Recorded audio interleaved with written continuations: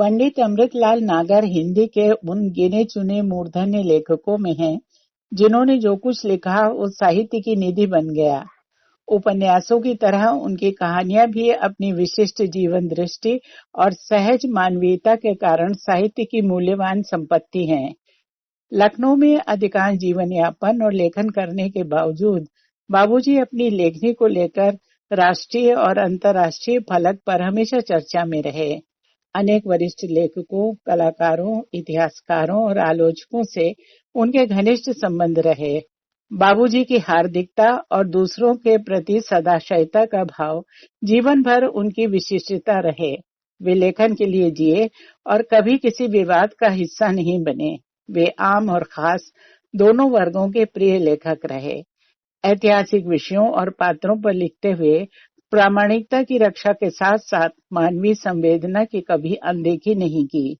इसी जीवन दृष्टि के चलते वे हर पीढ़ी, हर उम्र के व्यक्ति के हर दिल अजीज बन जाते थे। उन्हें यह एहसास दिला देते कि बाबूजी सिर्फ हमारे हैं। इसी करीबी एहसास से उनके जन्म शताब्दी वर्ष में जन्म हुआ एक अद्भुत रचना का या कह रहे नागर जी। इस अनूठे संस्मरणात्मक वृत्तांत के लेखक हैं वरिष्ठ पुरातत्वविद, पूर्व महानिदेशक, भारतीय पुरातत्व सर्वेक्षण और साहित्यकार डॉक्टर राकेश तिवारी। डॉक्टर राकेश तिवारी का जन्म उत्तर प्रदेश के सीतापुर जिले के बिस्वा तहसील में 2 अक्टूबर 1953 को हुआ था। काशी हिंदू विश्वविद्यालय से प्राचीन भारतीय इतिहास, संस्कृति एवं पुरातत्व विषय में स्नातकोत्तर राकेश जी ने मिर्जापुर के चित्रित शैलाश्रयों पर अवध विश्वविद्यालय से पीएचडी की थी। लगभग 4 दशक तक देश के विभिन्न भागों में पुरातात्विक सर्वेक्षण, उत्खनन और गंगा घाटी को दक्षिण भारत से जोड़ने वाले प्राचीन दक्षिणा पथ की यात्रा के साथ साथ गहन अध्ययन तथा उस पर 200 से अधिक शोध पत्र, रिपोर्ट आदि का उन्होंने प्रकाशन किया। डॉक्टर राकेश तिवारी ने एशिया, यूरोप के कई देशों, दक्षिण अमेरिका और ऑस्ट्रेलिया की यात्राएं की। घूमने और लिखने में उनकी सहज रुचि रही। डॉक्टर राकेश तिवारी के साहित्यिक प्रकाशनों में प्रमुख हैं साइकिल से नेपाल यात्रा पर आधारित पहियों के इर्द गिर्द, दिल्ली से कलकत्ता तक की नौका यात्रा पर यात्रा वृत्तांत, सफर एक डोंगी में डगमग, उत्तर प्रदेश के दक्षिण पूर्वी भूभाग के सर्वेक्षण एवं सैर पर आधारित संस्मरण पवन ऐसा डोल है, संवेद पत्रिका में प्रकाशित पद्म भूषण पंडित अमृतलाल नागर से संबंधित लंबा संस्मरण या के रहे नागर जी, चिली एवं टर्की की यात्राओं पर आधारित यात्रा विवरण, पहलू में आए और छोर। 1977 में अफगानिस्तान ईरान की यात्रा पर आधारित अफगानिस्तान से खतो किताबत का अभी हाल ही में लखनऊ में राष्ट्रीय पुस्तक मेले में लोकार्पण हुआ है। इसके अलावा समय समय पर धर्मयुग, कादम्बनी, तद्भव, मंतव्य एवं बनासजन जैसी प्रमुख पत्रिकाओं में इनके हिमालय, अफगानिस्तान, मॉरिशस के यात्रा विवरण, कविताएं आदि प्रकाशित हुए हैं। सफर एक डोंगी में डगमग को बेस्ट ट्रैवल बुक का घुमक्कड़ी अवार्ड और संस्मरणों पर आधारित पवन ऐसा डोले को 2018 का हीरानंद सच्चिदानंद वात्स्यायन अज्ञे नामित पुरस्कार मिला। पुरातत्व, घुमक्कड़ी और साहित्य का सम्मिश्रण ही राकेश तिवारी को पंडित अमृतलाल नागर की ड्योढ़ी तक ले गया और दोनों का संबंध ऐसा गहराया कि फिर चढ़त न दूजो रंग। आज मन के मौसम यूट्यूब चैनल में हमारे खास मेहमान हैं डॉक्टर राकेश तिवारी। पंडित अमृतलाल नागर की स्मृति में उनके शताब्दी वर्ष में लिखे गए अविस्मरणीय आलेख या कह रहे नागर जी पर बातचीत के लिए हमने उन्हें आमंत्रित किया है। डॉक्टर राकेश तिवारी जी, आपका बहुत स्वागत है। नमस्कार जी। नमस्कार, धन्यवाद जी। राकेश जी, आपने अपने लेख में जिक्र किया है कि आपके माता पिता साहित्यिक अभिरुचि के थे। घरेलू साहित्यिक संग्रह से ही आपने पंडित अमृतलाल नागर का उपन्यास बूंद और समुद्र पढ़ा था। तो उस दौर में कैसा लगा था उनका लेखन आपको? देखिए, हमारे माता और पिताजी दोनों लोग हिंदी से में थे जी। तो उनके पास एक संकलन था, अच्छा संकलन था किताबों का। जी तो बूंद और समुद्र जब हमने पढ़ी तब हम तो हाई स्कूल भी नहीं कर पाए थे। जी। तो किताब हमें बहुत अच्छी लगी, लेकिन उसके बहुत से अंश मुझे उस समय नहीं समझ में आए। जी। जब मैंने बाद में पढ़ी तब मुझे लगा ये तो बहुत ही गंभीर पुस्तक है और मुझे बहुत प्रभावित किया। जी जी। तो राकेश जी, अब बात करते हैं याके रहे नागर जी में जुटाई गई बहुमूल्य संस्मरण राशि की। आप कहाँ से शुरुआत करना चाहेंगे इस बातचीत की? कुछ उस हॉस्टल वाली जिंदगी के बारे में बताएं जहां अपने जिगरी दोस्त श्याम जी से आपने बाबूजी की चर्चा शुरू की थी। बड़ा रोचक प्रसंग है वो। जी, असल में हमारे जो मित्र हैं, हमारे इंटरमीडिएट में डीएवी कॉलेज लखनऊ में हमारे साथ पढ़ते थे जी। इनका नाम था श्याम सुंदर शर्मा। जी और चूंकि ये हठयोग के करतब दिखाते थे जी। कि ट्यूबलाइट के कांच को खा जाते थे, आप शॉट पुट का जो लोहे वाला गोला फेंका जाता है एथलेटिक्स में, उसको सीने पे रोक लेते थे। जी जी। चलती हुई जीप गाड़ी को ये रोक सकते थे, रस्से से बांध के रोक लेते थे। इनके सीने पर से अगर निकाला जाए जोंगा तो उसको उनको फर्क नहीं पड़ता था। तो वो आयरन मैन के नाम से मशहूर थे। अच्छा। और उनकी बड़ी ख्याति थी। उनका संपर्क जो था वो तत्कालीन प्रधानमंत्री, राष्ट्रपति, मुख्यमंत्री प्रदेश के और राज्यपाल चेन्ना रेड्डी साहब उनको बहुत मानते थे। जी। तो उनकी चर्चा, और वो रहते थे बलरामपुर हॉस्टल में कैसरबाग में, यूनिवर्सिटी में पढ़ते भी थे। तो हम लोग वहां पर ही जुटा करते थे। जी। हमारे पुराने मित्र थे तो वहां पर रहने लगे थे। ये बात है 1978 की। अच्छा। तब मैं पुरातत्व विभाग की नौकरी में आ चुका था।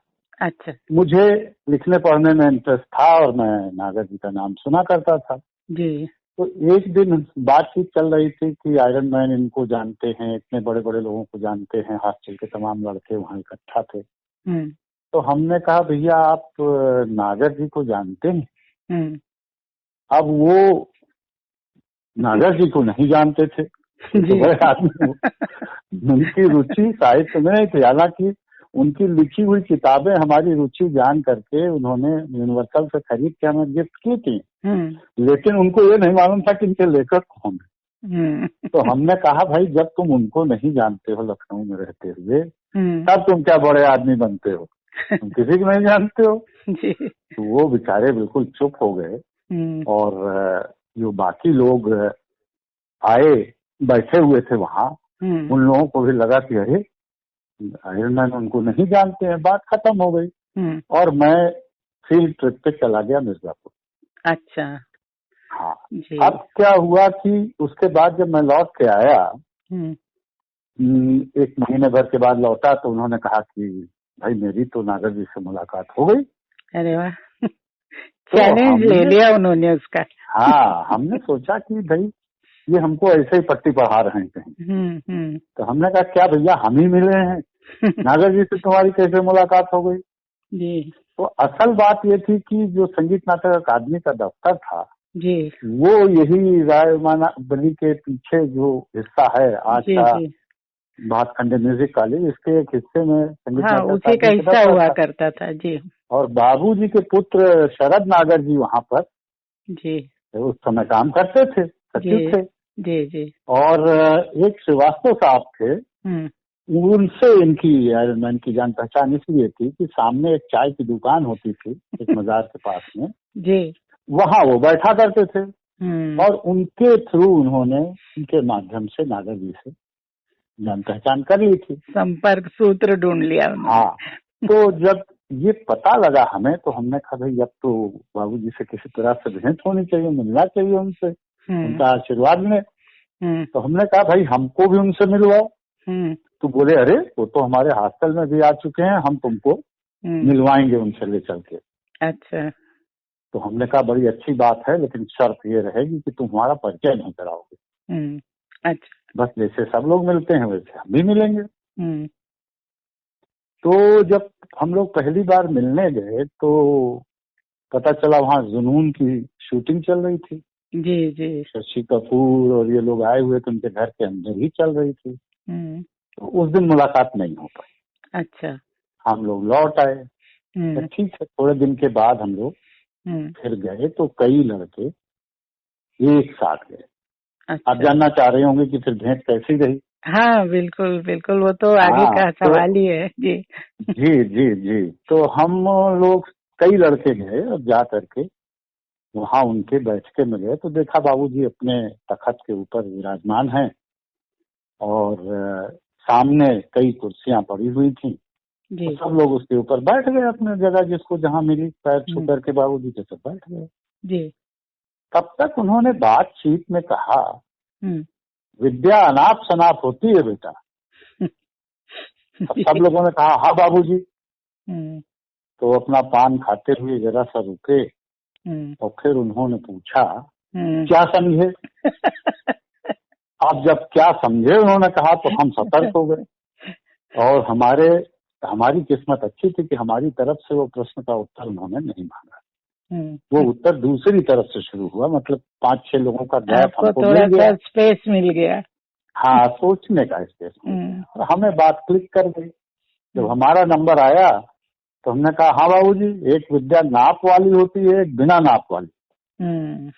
अब इतना सुनना था कि उन्होंने कहा वाह बेटा, जीते रहो, यश पाओ। उनकी स्टाइल थी आशीर्वाद देने की। क्या नाम है तुम्हारा? हमने कहा नाम बताया। उन्होंने पूछा क्या करते हो? हमने कहा पुरातत्व में हम नौकरी करते हैं। तो उन्होंने बुलाया और बुला के अपने पास में बिठाया और बातचीत करते रहे। जब हम लोग चलने लगे तो उन्होंने कहा बेटा, तुम्हारे लिए ये दरवाजा जो है नागर जी का हमेशा खुला हुआ है, जब चाहो तब चले आओ। जी जी, ये हमारी उनकी। हाँ बिल्कुल, खुल के दिल से मिलते थे। लेकिन ये बात तो बिल्कुल सही है कि कब कौन सी परीक्षा ले लेंगे, कौन सा सवाल आ जाएगा उनकी तरफ से, वो बस छोटी सी बात कह के हिला देते थे। अच्छा, एक चीज मैं आपसे पूछना चाह रही थी कि आपके जो किताबों में और आपका परिचय मैंने देखा तो आपका नाम उसमें लिखा है डॉक्टर राकेश तिवारी रॉकी। तो ये रॉकी नाम कैसे बना? रॉकी असल में हमारा जन्म जिस दिन हुआ जी, उस दिन ये सीतापुर जिले में बिस्वा एक तहसील है, वहाँ हमारे पिताजी शुगर फैक्ट्री में मैनेजर थे जी। वहीं हमारा जन्म हुआ था, वहीं हमारे बाबा भी मैनेजर थे जी। तो जिस दिन जन्म हुआ उस दिन रॉकी मार्सियानो जो है वो बॉक्सिंग का चैंपियन हुआ। अच्छा। तो हमारे एक चाचा जी को बड़ा इंटरेस्ट था इसमें, तो उन्होंने हमारा नाम घर का रॉकी रख दिया। अच्छा अच्छा जी। तो मुझे लगा इसके पीछे कहानी जरूर कुछ होगी। और बाकी बाबूजी ने एक बार बड़ा दुर्लभ संस्मरण आप लोग को प्रसिद्ध लेखक शरद चंद्र के बारे में भी सुनाया था। जी जी जी जी जी। वो असल में ये जो उन्होंने संस्मरण सुनाया थोड़े दिन बाद सुनाया, जब हमारा उनको ये पता लग गया कि हम लिखते भी हैं जी, तब उन्होंने सुनाया था। अच्छा अच्छा। मैं सोचता हूँ कि उसको उस क्रम में मैं आपको बताऊं। जी जी बिल्कुल बिल्कुल, उसी क्रम में बताइए। इसमें हुआ ये कि उनको ये तो पता नहीं था कि हम लिखते भी हैं, ये मालूम था कि हम नौकरी करते हैं पुरातत्व में जी जी। पर ये उसके बाद उन्होंने ये सवाल कर दिया कि और क्या करते हो? तो हमने कहा भाई हमें घूमने का शौक है। तो उन्होंने कहा तुमने राहुल जी का नाम सुना है? जी। हमने कहा राहुल सांकृत्यायन, घुमक्कड़ शास्त्र के लेखक जी। बस इतना कहने के बाद उनकी रुचि और बढ़ गई। तो अब वो क्या करने लगे, उनको इतनी रुचि हम लोगों में आने लगी कि वो कभी कभी हॉस्टल में आने लगे, यहाँ पर आयरन मैन रहते थे। और एक दिन उन्होंने कहा कि भाई मैं तो बहुत सुना चुका, मैं आज कुछ नहीं सुनाऊंगा, कुछ नहीं बोलूंगा, तुम लोगों से सुनूंगा जी। अब ये तो हमारे पहलवान साथी के लिए बड़ी समस्या की बात हो गई। वो बेचारे हाथी योगी लिखते तो थे नहीं हो, और हमारे अन्य साथी भी ऐसा उनके पास कुछ नहीं था कि उनको सुना पाते। तो हमने कहा कि बाबूजी हमने कुछ लिखा है, और वो हमने एक नाव यात्रा की थी 1976 में जी, दिल्ली से कलकत्ता तक जी जी, बड़ी रोमांचक यात्रा थी आपकी वो। हाँ, वो संस्मरण हम लिख चुके थे उस समय तक करीब करीब जी। तो उसका कुछ अंश हमने बाबूजी को सुनाया जी। तो उन्होंने कहा अच्छा ये मैन्युस्क्रिप्ट हमको दे दो, हम ले जाएंगे घर में इत्मीनान से पढ़ेंगे, जरा मोटी थी वो। तो उसके बाद फिर जब हमारी उनकी मुलाकात हुई तो एक बार उन्होंने कहा कि भाई लेखन में हम तुमको 2 सूत्र देना चाहते हैं। जी। एक सूत्र तो यह है कि लिखिए और भूल जाइए। अच्छा। 6 महीने बाद फिर निकालिए, फिर पढ़िए, और जब आप संतुष्ट हो जाइए तो अपने कुछ जिन लोगों को उसमें साहित्य में रुचि हो उनको सुनाइए, मित्रों को। और फिर उनको सुनाने के बाद फिर किन्हीं प्रबुद्ध लोगों को सुनाइए जी, और तब फाइनल करिए। सही फिर बात। कहने लगे कि आपको जिंदगी के बारे में हम एक सूत्र और देना चाहते हैं जो शरद चंद्र जी ने हमको दिया। अच्छा, यहाँ पर वो चर्चा हुई। जी। हाँ, तो उन्होंने शरद चंद्र जी के से वो मिलने जब गए तो उन्होंने कहा लिखता है जवानी तक, बुढ़ापे तक लिखेगा तब जानेंगे। और इसी क्रम में फिर उन्होंने शरद चंद्र जी की एक बात और बताई जी कि देखो बेटा, जिंदगी में अगर 1 रुपया कमाना तो 4 आने खर्च करना, 12 आने बचाना। अच्छा। जी। फिर बहुत जरूरत पड़े तो 8 आने खर्च करना। जी। 8 आने बचाना। फिर और उससे भी ज्यादा जरूरत पड़ जाए तो 12 आना खर्च कर देना। और बहुत ज्यादा पड़ जाए तो 16 आने खर्च कर लेना, लेकिन उधार लेके कभी खर्चा मत। ये पते की तरह से वो साहित्य और जीवन के पहलुओं पर बड़े सूत्रवत वो बातों को बताया करते थे। जी जी जी। और ये एक बात, मतलब बहुत जो सूत्र वाली बात आपने कही, तो साहित्य लेखन की निरंतरता को वो चपरास लगाना भी बताते थे कि जिंदगी लैला है, उससे मजनू की तरह प्यार करो। तो बहुत सारी चीजें हैं, मतलब वो इतना उन्होंने पढ़ा हुआ था दूसरों को, इतने लोगों के साथ में, चाहे आलोचक हो चाहे लेखक हो, और जीवन में अपने लेखन के लिए इतने जगहों पर घूमे फिरे, शोध किया था, तो उनके पास अनुभव का बड़ा अद्भुत संसार था। जी जी। आगे आप क्या बताना चाहेंगे? देखिए, जो चपरास लगाने की बात है वो बहुत बढ़िया बात थी। वो कहते थे कि जब लोग तारीफ करते हैं हमारी, तो नागर जी ने ये किया और नागर जी ने ये किया, तो नागर जी बड़े प्रसन्न हो जाते हैं। लेकिन जब लिखने बैठते हैं तब नागर जी को खूंटी पे टांग देते हैं। तब तो बेटा चपरास लगानी पड़ती है, बिना चपरास लगाए सरस्वती की आराधना नहीं हो सकती है। जी, बहुत नया शब्द है। इसलिए जी, बहुत नया शब्द है ये, आप ही से सुना मैंने। चपरास लगाना जो है बिल्कुल नया शब्द है। मतलब आपको फिर चपरास लगाने की, जैसे चपरासी विद्या के पीछे मतलब सेवा करता है, फिर आपको लेखन करते समय ये भूल जाना पड़ेगा कि आप कितने बड़े आदमी हैं या आप क्या हैं। आप तो बस चपरास की तरह सरस्वती के साधना सेवा करनी है। जी हाँ, अपने आप निकलेगा। कहते थे कि बहुत से लोग कहते हैं कि जब मन बनेगा तब हम लिखेंगे। जी जी। और कहते थे चपरास साधने पर कैसे नहीं लिखा जाएगा, वो तो सामने आएगा ही आएगा। हाँ, एक तरह से जैसे संगीतकार का रियाज होता है ना, निरंतरता की जो बात होती है कि अगर आप बराबर नहीं करेंगे, अध्ययन नहीं करेंगे, उसके लिए तैयारी नहीं करेंगे, फिर लिखने का पूरा बैठ के अपना पूरा कंसंट्रेशन के साथ सिटिंग नहीं करेंगे, तो चीजें बनेंगी कैसे? एक ड्राफ्ट में तो आपका कुछ फाइनल बनता नहीं है। जी, बनता भी नहीं, ध्यान केंद्रित भी नहीं होता है। तो उनका कहने का मतलब ये था कि आपको ध्यान लगाना पड़ेगा, लगेगा कैसे नहीं। जी, मूड बनेगा कैसे नहीं। ये उनका कहने का मतलब था। हालांकि कई बार ऐसा होता था कि उनका ध्यान नहीं लगता था, लेकिन अभ्यास करने को कहते थे कि नहीं, कोशिश करो लिखने की। जी, तब आप लिख पाओगे। और ये जो दूसरा वाला प्रसंग है, जिंदगी लैला है से मजनू की तरह प्यार करो, ये संदेश उनका हमको बहुत रहस्यमय खुद भी लगता था। जी। क्योंकि ये तो मैं बाद में जान पाया कि वो जासूसी भी बहुत करते थे। मतलब वो हमारे ही संपर्क में तो थे नहीं, आयरन मैन के भी संपर्क में थे। जी, और अच्छा। कभी कभी आयरन मैन से और उनकी अकेले भी मुलाकात हो जाती थी। वाह वाह।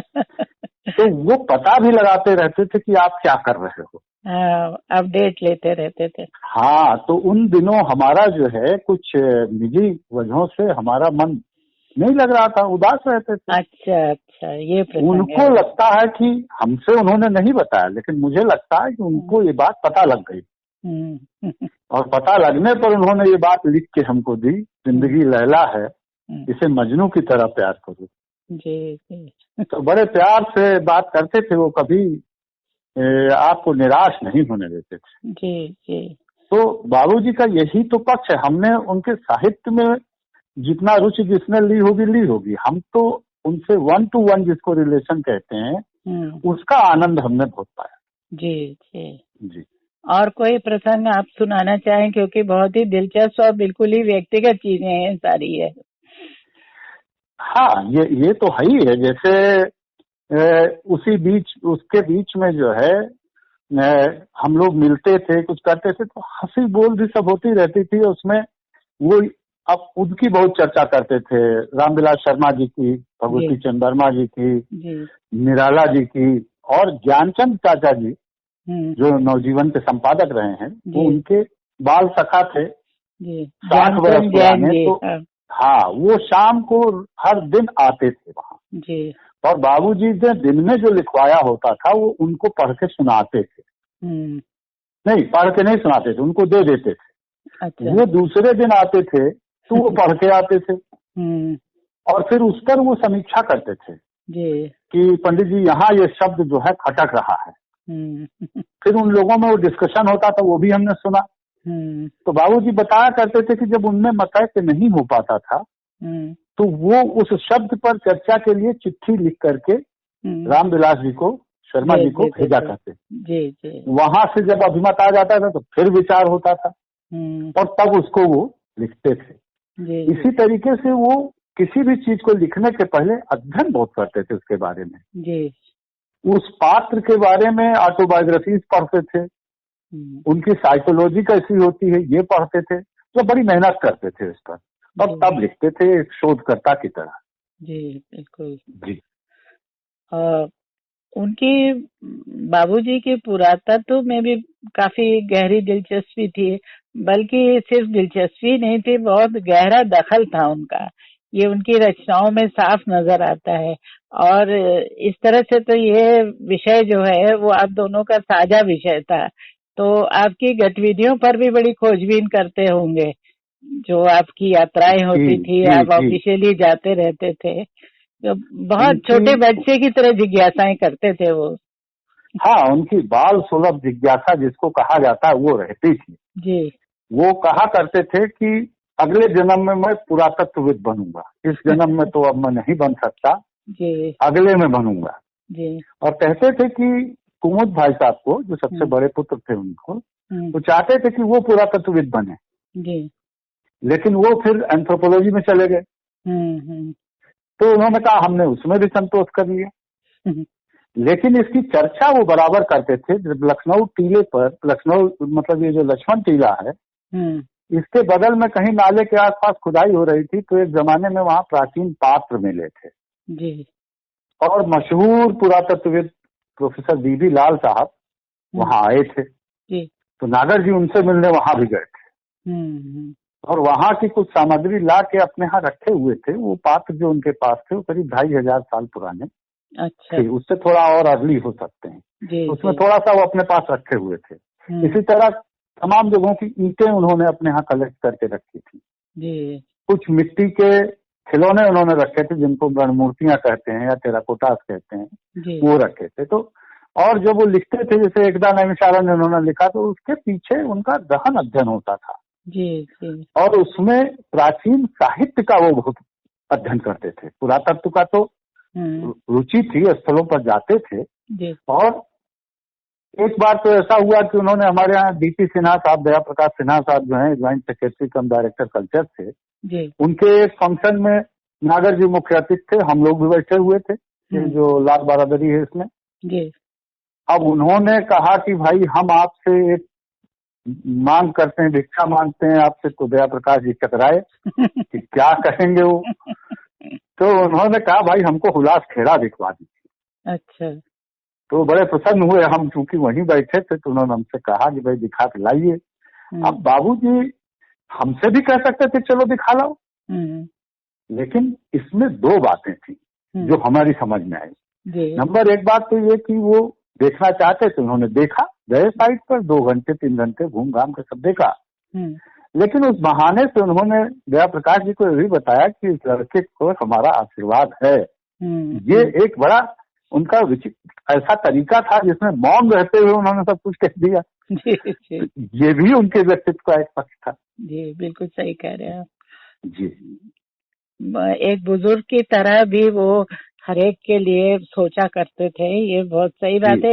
इसीलिए तो है कि सारा लखनऊ उनको अपना बाबूजी मानता था कि जिसके लिए भी जो भी समस्या लेकर गया तो कभी हतोत्साहित नहीं करते थे, कैसे उसके लिए कोई रास्ता खुले इस पर उसको गाइड करते थे।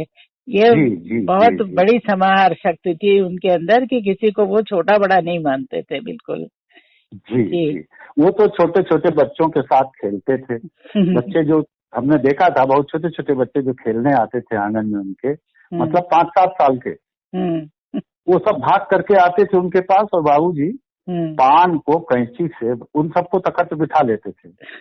एक पान लेके उसको कैंची से काट के छोटे छोटे टुकड़े में उसको बांट के उस पे कट्टा और सब लगाते रहते थे। धीरे धीरे उन लोगों से बातें करते रहते थे, फिर सबको एक एक टुकड़ा पकड़ा देते थे और सब भाग जाते थे लेके। ये उनका बहुत बड़प्पन था उनके अंदर। और ये बात जो आप कह रही हैं ये बहुत सही है कि सब उनको अपना मानते थे। जब मैं शताब्दी समारोह में गया, यहाँ आया उनके ज्ञान इसमें हिंदी संस्थान में मनाया जा रहा था, तो वहाँ जितने वक्ता थे सब उनको अपना ही बता रहे थे। और उसमें एक कोई लेडी थी कलकत्ता के किसी विश्वविद्यालय में या कॉलेज में हेड रही थी हिंदी की, वो अपना संस्मरण सुना रही थी कि बाबूजी से उन्होंने कुछ लिखवाया होगा और उन्होंने उसका पारिश्रमिक भेजा, तो बाबूजी ने वो पैसा उनका वापस कर दिया, शायद उसमें कुछ पैसा और जोड़ के कि हम अपनी बेटी से थोड़ा ही पैसा लेंगे, ये तो हमारी तरफ से आशीर्वाद हुआ। इस तरह के संस्मरण कई लोगों ने सुनाए। और जब मैं बोलने के लिए खड़ा हुआ तो 1-2-3 गिने चुने लोगों को, जो उनके परिवार के लोग थे, उनके अलावा किसी को अंदाज ही नहीं था कि हम भी उनके निकट में हैं। उस समय में हम महानिदेशक थे भारतीय पुरातत्व सर्वेक्षण में, और खुद अचला जी ने जब ये वाली लाइन सुनी, जिंदगी लैला है इसे मजनू की तरह प्यार करो, तो आश्चर्यचकित रह गई। हालांकि वो जानती थी कि हमारी उनकी संपर्क रहे, तो वो कहने लगी कि हमने सुना तो बहुत था कि बाबूजी के 2 युवा मित्र हैं, लेकिन इतनी बात कभी नहीं हुई। जबकि नागर जी ने उनसे कुछ पोर्शन ट्रांसलेट करा के आगरा की बोली में हमें दिए थे, जिनका हमने उपयोग किया लेखन में, लेकिन अचला जी को शायद ये पता ही नहीं होगा कि किसके लिए कर रही है। जी। एक सलाह उनकी ये भी थी आपके लिए कि जो भी काम करो राम जी का काज समझ के करो, और इसकी भी अच्छी खासी कहानी है। जी। असल में इसमें हुआ ये कि ये सवाल हम ही ने किया उनसे, उसी संदर्भ में बात आई। हमने कहा बाबूजी काम तो बहुत लोग करते हैं, उनका नाम नहीं होता है।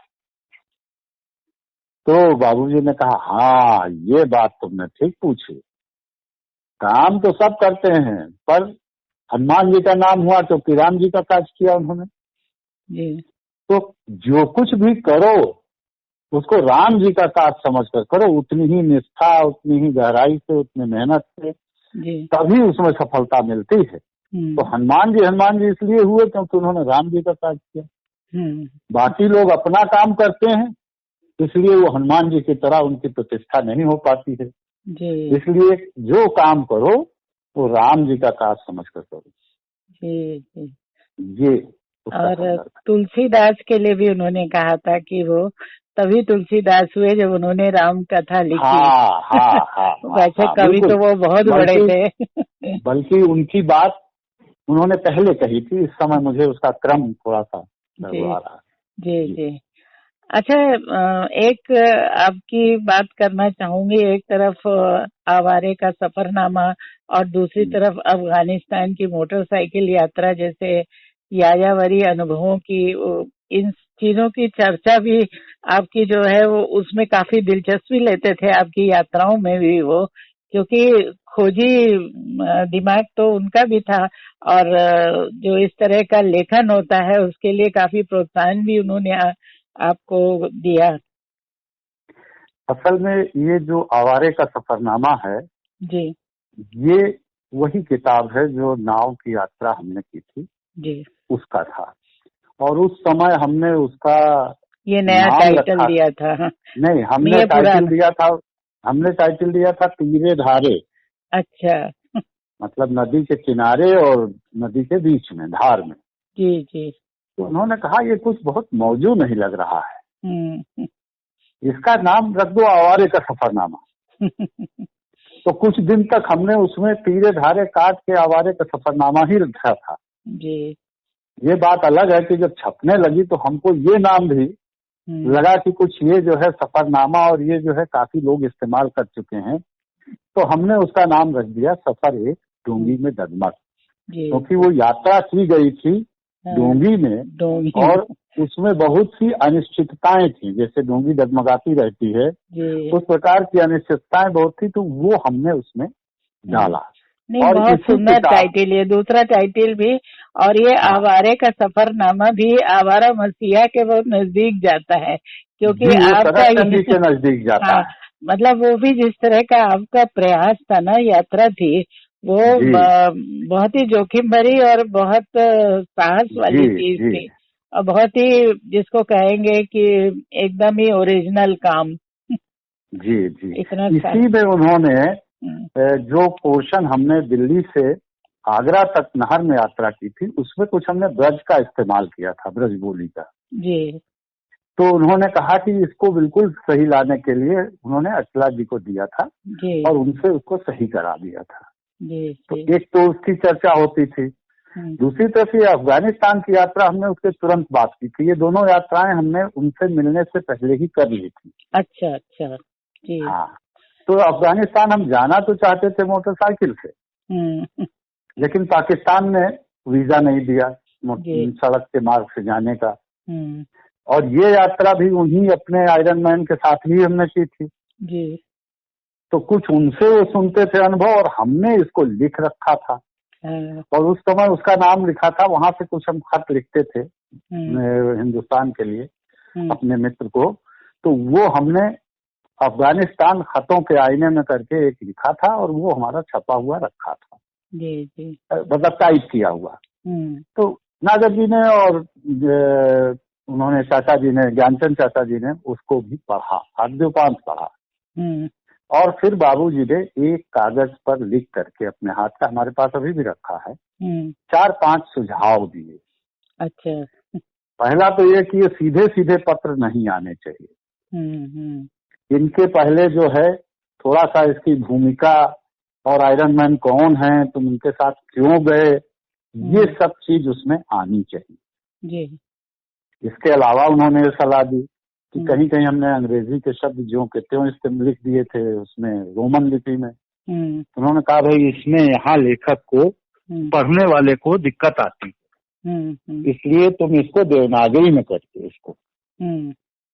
और उन्होंने सुझाव दिया कि इसके अंत में भी कुछ रोचक होना चाहिए। तो वो हमारे पास रखा रहा, उसका कुछ अंश चूंकि बाबूजी से चर्चा होते होते एक बार जब हम मिर्जापुर से लौटे तो उन्होंने कहा कि क्या भाई आपकी क्या देख के आए वहां से। तो हमने उनको बताया कि बाबूजी ऐसा ऐसा एक चित्र बना है वहां पर रॉक शेल्टर्स में, मतलब ये जो चित्रित शैलाश्रय होते हैं उसमें, जिसकी पहचान लोरिक से की जा सकती है। अब लोरिक एक ऐसा पात्र है पूर्वी उत्तर प्रदेश में, मध्य प्रदेश में और सब जगह, जिसके ऊपर लोरिकायन गाई जाती है। जी जी। अब उस हिसाब से उस चित्र का बड़ा महत्व हो गया, क्योंकि वह लोक कला में इतना पुराना चित्र और कहीं था नहीं। बाकी जो चंदायन बाद में लिखी मुल्ला दाऊद ने, वो दूसरे ढंग की थी जी। तो उन्होंने कहा कि इसको लिख लाओ जी। जब हम लिख के ले आए तो उन्होंने उसको भेज दिया धर्मवीर भारती को जी। और थोड़े दिन बाद हमें भी जिज्ञासा हुई कि बाबूजी ने मांगा था, क्या किया, हमें नहीं मालूम था कि उन्होंने वहां भेजी।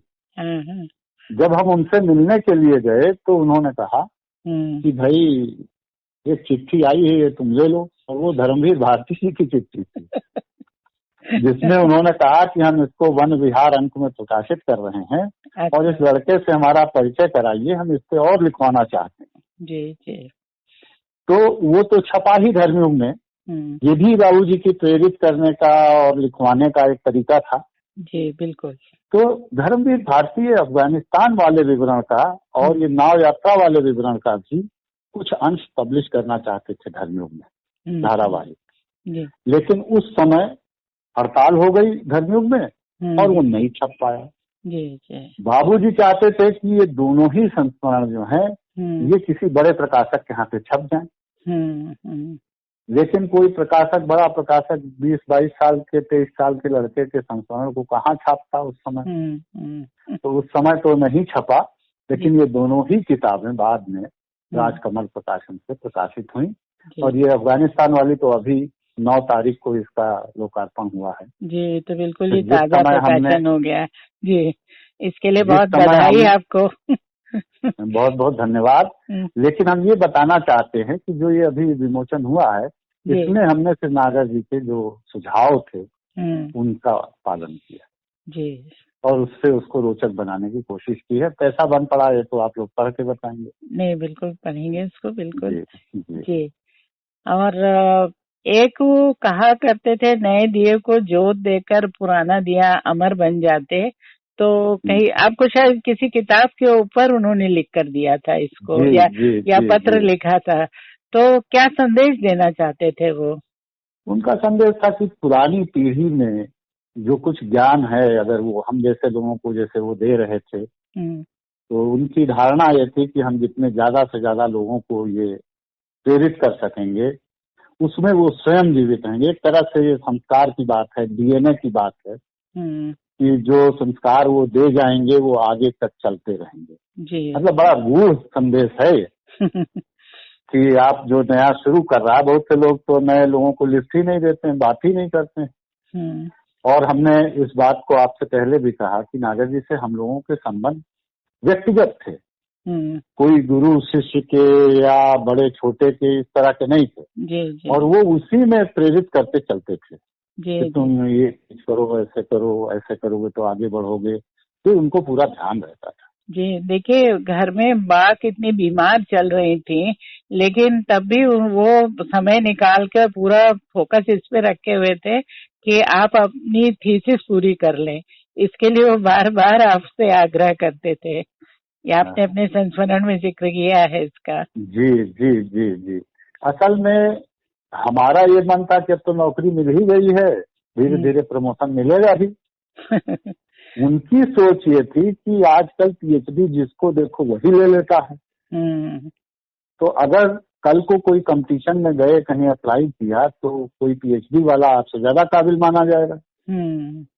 तब वो कहा करते थे कि नहीं, पीएचडी आप जरूर थीसिस पूरी जरूर कर लीजिए। और चूंकि हम उस समय रात पेंटिंग्स पे काम किए थे फील्ड में, तो उन्होंने कहा इसी विषय पे लिख डालो। तो एक नागर जी और एक हमारे पुराने प्रोफेसर थे, प्रोफेसर लल्लन जी गोपाल जी, वो भी यही बात कहते थे जी। तो कुल मिला करके हमारी थीसिस के पीछे 2 लोगों का बहुत बड़ा योगदान है, प्रेरणा जी। फिर हमने कर ही डाली थीसिस जी जी।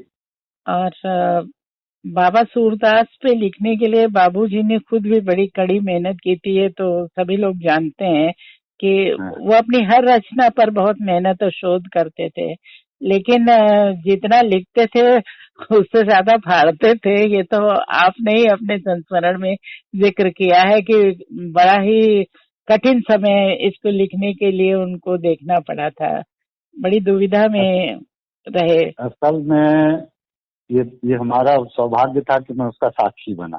जी। जब वो सूरदास जी पे लिख रहे थे तो उन्होंने बाप से कह रखा था कि अगर कोई मिलने आए तो कह देना बाबूजी कानपुर गए हैं, घर में है नहीं। तो हम अपना चले गए। जिस दिन हमारे हुआ, हमें कोई समय लेने की जरूरत पड़ती नहीं थी जी। तो हम गए, हमने दरवाजा खटखटाया तो बा निकली। बा को हमने प्रणाम किया और बा ने से पूछा तो उन्होंने बोला नहीं बाबूजी तो कानपुर गए हैं। अब बाबूजी घर में थे, वो सुन रहे थे ये बात। तो जब तक हम पीछे मुड़े तब तक वहां से चिल्लाए, अरे उसके लिए कानपुर नहीं गए हैं हम, बुलाओ उसको। तो हम गए, वहां बैठे तो वो अपना लिख रहे थे। कहें अच्छा हुआ आ गए, थोड़ा सा मन नहीं लग रहा था, थोड़ी देर बात करेंगे फिर लिखाएंगे। उनका लिपिक भी वहीं आया करता तो उसको लिखवाते थे। फिर एक दिन हम गए तो उन्होंने कहा बाबा आ नहीं रहा है, मतलब सूरदास जी जो हैं उनकी पकड़ नहीं आ रही है। मतलब जो रोज चपरास लगाने वाले हैं और 135 पेज लिखा चुके हैं वो ये बात कह रहे हैं, इतने धुरंधर लेखक। हम लोग लिखते हैं तो 10-5 पेज भी अगर दोबारा काट के लिखना पड़े तो कितनी तकलीफ होती है। जी जी। लेकिन बाबूजी ने उसको फाड़ के फेंक दिया और फिर वो गए सूरकुटी में आगरा में, वहां जमे और फिर वहां बैठ के उन्होंने उसको लिखा। तो ये तो बहुत बड़ा हमें अनुभव हुआ उसको देख के। हमारे यहाँ रिसर्च करने वाले लोग एक चैप्टर लिख लें, अगर उनका सुपरवाइजर ये कह दे कि इसको फिर से लिखो तो जाने क्या क्या कहेंगे।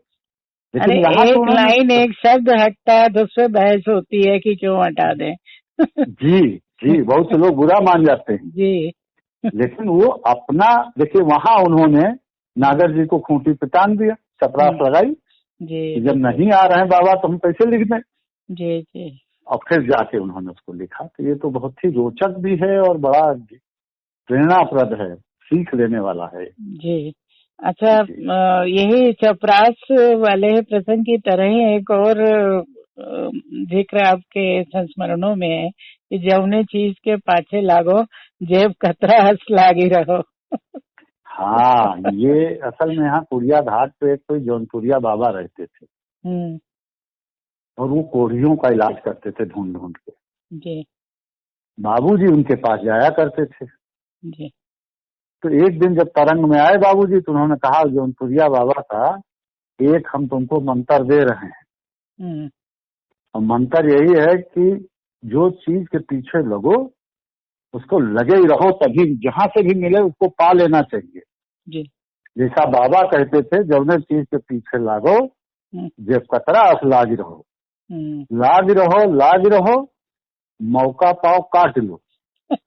मतलब किसी भी तरह से जहाँ से भी ज्ञान अर्जित हो सकता है जी। आप ज्ञान अर्जित करिए, ये मंत्र था उसका। हाँ, वो जो मछली के लिए कांटा डाल के बैठना पड़ता है हाँ, वही बात है। मतलब आपका जो ध्यान है जी एक जेब कतरे की तरह होना चाहिए। कितना महिमा वर्णन हो गया जेब कतरे का, जो कला तो बहुत महान है वो भी। हाँ, लेकिन भाई इतना उसको कितना रिस्क लेना पड़ता है, कितना ध्यान लगाना पड़ता है, किस सफाई से उसको लेना होता है। आप देखिए, बड़ा अच्छा एग्जाम्पल है इसका। तो ज्ञान पाने के लिए उनका कहना था कोई चीज खराब नहीं, किसी भी तरह से आप उस ज्ञान को प्राप्त करें। आप ये देखिए कि इस सलाह के पीछे, नागर जी की सलाह के पीछे एक ये बात आती है कि बड़े बड़े घरानों में, संगीत के क्षेत्र की बात कह रहे हैं, क्योंकि उनके पास सारी कलाओं की बहुत अच्छी समझ थी। तो जो बड़े बड़े गुरु होते थे वो अपने परिवार में अपने बेटों को भी पूरा ज्ञान नहीं देते थे कि अगर ये आगे निकल गया, अगली पीढ़ी है तो मेरा नाम कौन लेगा, समझ रहे हैं ना। तो ऐसे में अगर इस तरह का आप ज्ञान के लिए इतना पीछा नहीं करेंगे तो गुरु तो लिमिटेड ज्ञान देते हैं। जो आपको व्यावहारिक ज्ञान मिलता है, जिंदगी में आसानी से अपने आप मिलता है, वो ज्ञान वही होता है जो सबको मिल रहा है। आप सबसे अलग होना है अगर आपको, तो अपने ज्ञान का प्रबंध आपको खुद करना होगा। जी जी जी। अच्छा राकेश जी, आपका तो बरसों बहुत उठना बैठना था, तो वैसे भी सब लोग जानते हैं क्योंकि नागर जी घर गृहस्थी को सुचारुता से चलाने का श्रेय बा को देते थे। तो कुछ उन दोनों की केमिस्ट्री की चर्चा करें। देखिए, वो तो बाबूजी खुद ही कहा करते थे कि 3/4 नागर जी तुम्हारी बाँ है जी। मतलब ये बिल्कुल साफ बात थी कि अगर बा उनका सब प्रबंध नहीं करती तो वो इस तरह लिखवा नहीं पाते, लेखन के लिए इतना समय भी नहीं दे पाते। तो बा बहुत ही स्नेह रखती थी और बाबूजी की हर बात का बहुत ख्याल रखती थी। और इसके ऊपर बाबूजी ने उनके देहावसान के बाद सारिका में एक विस्तृत लेख भी लिखा है और उस लेख में छपा है उसमें, जिसमें उनके बारे में पता लगता है। लेकिन जो हम लोगों ने देखा था जब उनके अंतिम क्रिया हो रही थी तो हम लोग उनके साथ थे बाबूजी के साथ। बाबूजी बोल नहीं रहे थे ज्यादा। और फिर बाद में जब करवट उन्होंने लिखी भी तो उतना उनका मन नहीं लगा। तो कहते थे बेटा कलम चलती नहीं है बा के जाने के बाद से। तो आप समझ सकते कितना गहरा उनका जुड़ाव था। और बा किसी माने में प्रेम स्नेह देने में बाबूजी से किसी तरह कम नहीं थी, उनसे बढ़ गई थी। हमारा विवाह हुआ, हम अपनी पत्नी के साथ जब पहली बार उनसे मिलने गए तो उन्होंने आंगन में चारपाई पर बिठा दिया और कहीं चली गई। हम लोग नहीं समझ पाए कि कहाँ गई हैं, लेकिन वो गई थी कुछ गहने खरीदने और खरीद करके आई। उन्होंने अपने हाथ से उनको पहनाया, देखा, आशीर्वाद दिया और तब आगे की बात हुई। तो बाबूजी और नागर उनकी पत्नी दोनों का बड़ा ही जबरदस्त संबंध भी था और वो दोनों ही लोग व्यक्तित्व के बड़े धनी थे, बहुत बड़े लोग थे वो। जी सही बात है। और बाबूजी की बैठकों में आपको बतरस का भी खूब सुख मिलता था, जैसा आपने बीच में अभी थोड़ी देर पहले कहा था कि साहित्यकारों के बड़े किस्से हुआ करते थे। तो उसमें कुछ बड़े रोचक प्रसंग थे जो किस्सा गोई के लिए तो खैर इनका नाम काफी मशहूर है। निराला जी का एक प्रसंग आपने अपने उसमें लेख में दिया हुआ है। हाँ जी, वो उनके किस्से सुनाया करते थे कि जैसे निराला जी फक्कर टाइप के व्यक्ति थे और एक पहलवान से लड़ने के लिए ही अखाड़े में उतर गए। उसने चैलेंज किया तो और जब उससे हार गए तो भी उसको आशीर्वाद दिया। इस तरह के किस्से वो सुनाया करते थे कि कैसे लोगों से बात हुई, क्या हुई। पर एक प्रसंग बहुत बढ़िया है कि हम लोग जब पार रहे उनसे और बतरस का आनंद चल रहा, उसी बीच में टीवी वाले आ गए। किस टीवी से थे हमको नहीं पता, लेकिन उन लोगों ने नागर जी से वक्त नहीं लिया था। अच्छा। और बाबूजी हम लोगों से बात कर रहे थे। तो वो जब तक अपना सब फिट करते रहे कैमरा वैमरा, वो कुछ बोले, पर जब उन्होंने इंटरव्यू शुरू करना चाहा तो उन्होंने मना कर दिया बड़े प्रेम से। उन्होंने कहा भाई आज तो हम बच्चों से बातें कर रहे हैं और आप लोगों ने हमें टाइम तो दिया नहीं था। अभी आजकल के लोगों तो एक बाइट के लिए लालायित रहेंगे कि हाँ हो जाए। हाँ बिल्कुल, घर तक आ गए लोग। हाँ, पर वो घर तक आने के बाद भी उन्होंने वो नहीं किया। जी यही तो चीजें हैं जो नागर जी को नागर जी बनाती हैं। जी जिनके लिए दिल खोल में, और जहाँ पर जो एक अनुशासन और सम्मान की बात है कि हम सबके लिए ऐसे आसानी से उपलब्ध नहीं है। हाँ मतलब आप देखिए, मैं रहता था कहीं और, बाद में जब नौकरी करने लगा जी तो बाबूजी इतना मालूम पड़ा, दरवाजा खटखटाया, किसी ने दरवाजा खोला तो नागर जी मौजूद है और हाथ में उनके कुछ होता जरूर था, चाहे फूलों का गुच्छा हो चाहे कुछ हो। कहते थे एक अच्छे नागरिक के लिए किसी के यहाँ खाली हाथ जाना नहीं बनता। पान खाने को, इत्र लगाने को, किसी को भेंट लेके जाने का, ये सब वो अच्छे नागरिक के लक्षण मानते थे। तो ये बताते थे हम लोगों को धीरे धीरे बातचीत करते हुए बड़े सहज भाव से। जी। तो उनके अंदर जो बातें थी उसका कोई मुकाबला नहीं। मैं जब पहाड़ पे मेरी पोस्टिंग हो गई बीच में जी 2-3 साल के लिए, तो उस बीच में मुझे मॉरिशस जाना था जी। तो बाबूजी से मिले हम लोग कि भाई मॉरिशस जा रहे हैं हम। तो उन्होंने हमको 3 चिट्ठियां दी जी। एक धर्मवीर भारती के नाम, एक मॉरिशस में उस समय वो थे हाई कमिश्नर भगवत शरण उपाध्याय जी, जो अच्छे लेखक भी थे जी। और हमारे विषय के भी थे। और अभिमन्यु अनस के नाम जी। तो मतलब वो भूलते नहीं थे कि किसको कहाँ जाना है तो कैसे उसकी मदद की जाए, कैसे उसको सहयोग किया जाए कि आगे बढ़े। हम गए भारती जी से मिले मुंबई में, इसी तरह से जब उनसे भगत शरण उपाध्याय जी से मिले तो उन्होंने बहुत प्रेम दिया जी। जितने दिन वहाँ रहे हम लोगों का पूरा ख्याल रखा जी। आगे के लिए भी संबंध बन गए सबसे। जी। अब मन्नू अनस के घर पर मैं 2 दिन रहा, 1 दिन रहा भी और वो लखनऊ आए तो फिर हम लोगों से मिलते रहे, जिन्होंने लाल पसीना लिखी है वो सब जी जी किताबें उनकी बड़ी मशहूर हुई हैं जी। तो इस तरह बाबू जी। हाँ बाबूजी मतलब एक तरह से परिवार को पूरा देखते थे, ये नहीं कि किसी एक को देखें। जी जी। अच्छा राकेश जी, आंखों देखा गदर की रचना के पीछे बड़ी भावपूर्ण कहानी है। माझा प्रवास और गोडसे का प्रसंग जो है आपके रचना में, आपके लेख में बहुत दिल को छू लेता है, तो कुछ विस्तार से थोड़ा उसके बारे में बताएं। देखिए, आंखों देखा गदर तो उन्होंने बहुत पहले लिखी थी, हमें एक प्रति उन्होंने भेंट की थी, लेकिन उन्होंने पहले लिखी थी और उसके लिए उन्होंने काफी सर्वेक्षण किया था। गांव गांव जाते थे, जो पुराने लोग होते थे, जो बुजुर्ग जो उस जमाने के, उनसे पूछते थे, उसको इंटरव्यू को लिखते थे, फिर नोट्स लेने के बाद उसको उन कहानियों को उन्होंने आंखों देखा गदर में कलेक्ट किया। तो उसका जो अनुभव था वो बताते थे। माझा प्रवास जो है वो गोडसे की रचना जो का नाम से जो आई, नहीं, ये आंखों देखा गदर जो है वही माझा प्रवास है। जी जी। वो गदर के फूल है जिसकी बात मैं कर रहा था जी। जो फूल कलेक्ट किए, ये असल में चले थे नासिक से गोडसे साहब यहाँ कुछ पैसा कमाने के लिए उत्तर भारत में जी। लेकिन जब वो मऊ के पास पहुंचे तो वहां पर तब तक 1857 का विद्रोह शुरू हो गया जी। और उनको पैसा तो मिला नहीं, तो वहां से फिर झांसी आए। अब झांसी में आए तो झांसी में लड़ाई शुरू हो गई। तो इसकी सबसे बड़ी खूबी ये है कि उन्होंने माझा प्रवास में अपने इनकी झांसी की रानी को इन्होंने देखा था, उसका साक्षात वर्णन किया है।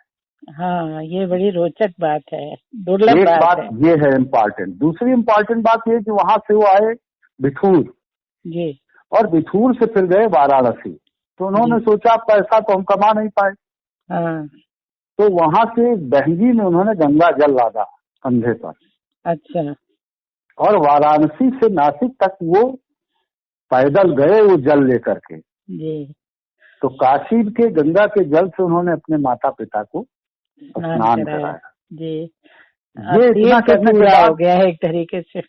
हाँ, उनका वो पूरा हो गया। लेकिन उनके किन्हीं जानने वालों ने, कुछ लोगों ने उनको प्रेरित किया कि इसको लिख डालिए जी। तो यह क्षेत्र जो था उत्तर भारत का माझा प्रवास, माझा कहलाता था। तो उन्होंने माझा में जो अपना समय बिताया उसको माझा प्रवास के नाम से उन्होंने लिखा और उसका ट्रांसलेशन बाबूजी ने आंखों देखा गदर के नाम से किया। उसमें स्वाभाविक है कि जो उन्होंने गदर के समय में सब उनके अनुभव थे वो उन्होंने उसमें जुटा रखे थे जी जी।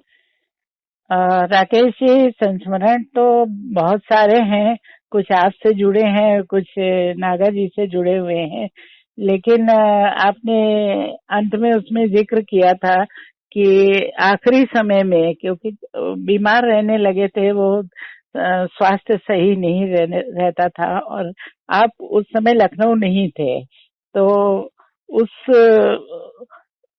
उसके पीछे मतलब उनका निर्माण हुआ एक तरीके से, तो वो प्रसंग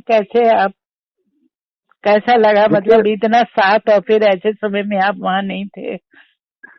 अब इसको तो हम दैवयोग ही कहेंगे जी, क्योंकि उसके ठीक पहले जी बाबूजी यहाँ नारायण नगर में कुमुद भाई साहब के घर पर रहते थे, वहीं उनका इलाज चल रहा था जी।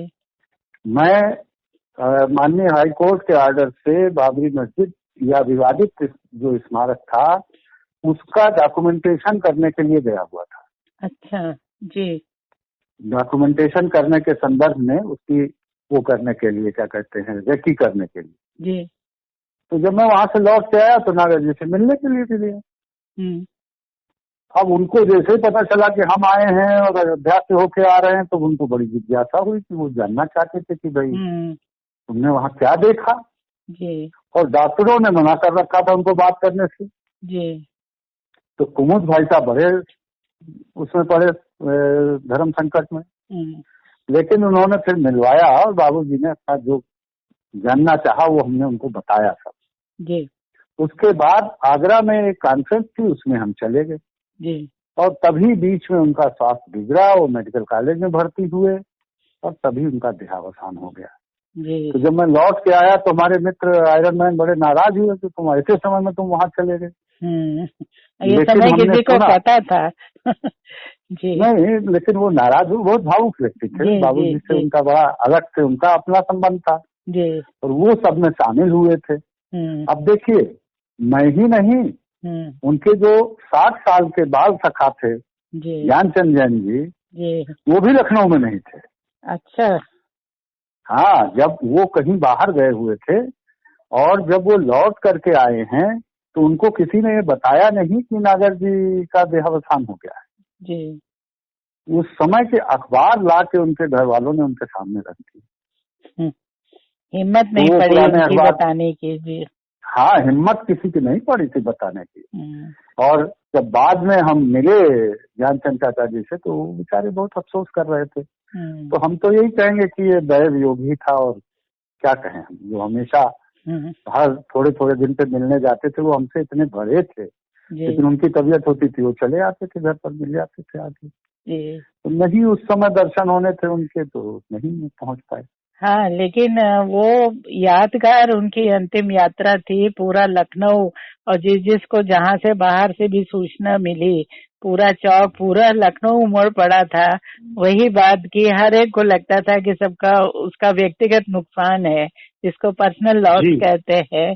दिल से जुड़े हुए लोग थे। जितनी भीड़ इकट्ठा हुई और जितनी हार्दिकता से लोगों ने उनके बारे में संस्मरण सुनाए और किया, तो वो तो सही कहा जाता है उनको कि वो चौक के जो कुलपति कहे जाते थे वो। हाँ, चौक यूनिवर्सिटी का वाइस चांसलर। वो सही बात है। वो उनका ही क्षेत्र था, उनकी सल्तनत थी वो।